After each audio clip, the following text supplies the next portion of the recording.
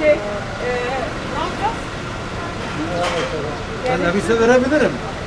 Kovdular beni, kovdular. Kovdular beni ya.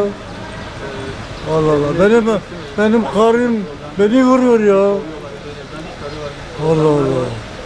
5 tane oğlum karıma yardım ediyor. 4 tane kızım ona yardım ediyor.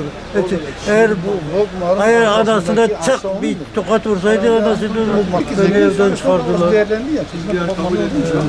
Beni değil ki çıkardı. Yani onu da Kızı burada var. Güzel getirmişler çarşıdan ama akşam nasıl yapacak onu bilmiyorum. Ya da yarın nasıl yapacak onu bilmiyorum. Artık hani bir şekilde onu evine mi göndeririz? Biz İHA'da görevliyiz. Yemek dağıtımında bulunuyorduk. Arkadaşlar bize ulaştılar yaşlı amcayla alakalı. Sokakta yaşadığını, evsiz olduğunu, terk edildiğini söylediler. Biz de gidip ilgilenmek istedik. Gidip gördüğümüzde zaten manzara belliydi. Caddenin ortasında, daha doğrusu kaldırımda yatağını sermiş valizleriyle beraber bekliyordu. Sağ olsun genç arkadaşımız ilgilenmiş, onunla bize ulaştılar, gittik ilgilendik. Şimdi Engelsiz Yaşam Merkezi ile görüştük, kendi müdürüyle.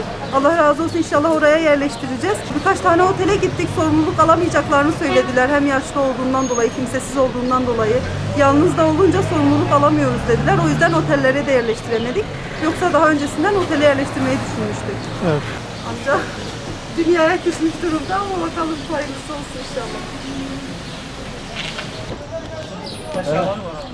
Kendine iyi bak, tamam mı amca? Dikkat et, hakkını helal et. Allah'a emanet ol, tamam mı? Adresi verdim sana. Tamam. Tamam mı bakalım? Tamam, tamam amca. Tamam. İnşallah geliriz. Allah'a emanet ol. Hadi Allah'a emanet ol. Bir valiz daha var. Bir valiz daha mı vardı? Bir dakika.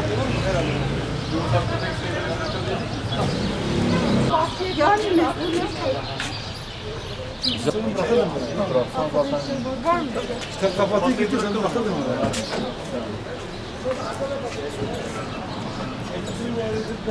Kardeşim bakar mısın? Tamam bunu da getir.